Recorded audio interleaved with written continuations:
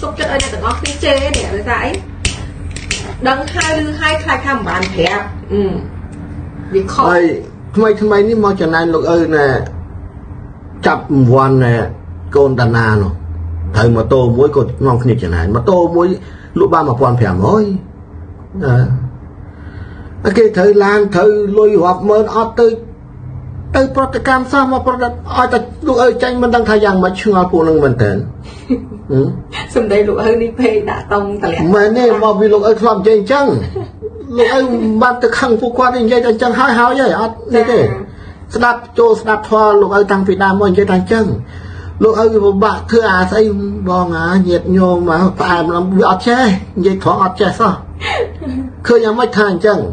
ណាហើយក៏ប្រាប់ថាហ្នឹងហើយជំងឺវាមានមកច្រើនជំងឺនោះវាកើតចេញមកពីអីកើតមកពីទំហាយឆ្លងមកចិត្តក្នុងខ្លួនរបស់ម្នាក់គ្រប់ជាតិតែលោកទាំងឡាយអត់យល់បាទតិចទៅវាទៅជាអា viral វាជាទៅធម្មពល black ធម្មពលខ្មៅហ្នឹងណាធម្មតាជំនាញហ្នឹងឯងហើយតែពេលយើងនៅក្នុងខ្លួនយើងអត់ទៅបានចម្រើនធម៌យើងអត់បានសមាធិយើងសុខភាពយើងអត់ទៅល្អវាឆាប់នឹងងាយរងប៉ះជំងឺហ្នឹងណាអញ្ចឹងបានខ្ញុំសុខភាពហើយការបប្រតិបត្តិធម៌នេះវាមានតែមួយផ្លូវហ្នឹងទេដែលអាចឲ្យបងប្អូនបានអាយុវែងមានសុខភាពល្អគឺយកសមាធិជីកោនឹងឯងហើយកុំឲ្យថាអត់ខំអូដាច់បាយដាច់ទឹកអីទេតែ5-10នាទីឲ្យតែស្ងប់គឺវាកើតធម៌ហើយព្រោះធម៌ហ្នឹងគឺវាឲ្យតែពេលយើង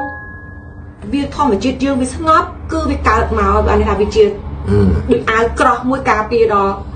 ធម្មជាតិរបស់យើងសម្បកកាយយើងធម្មជាតិទាំងពិត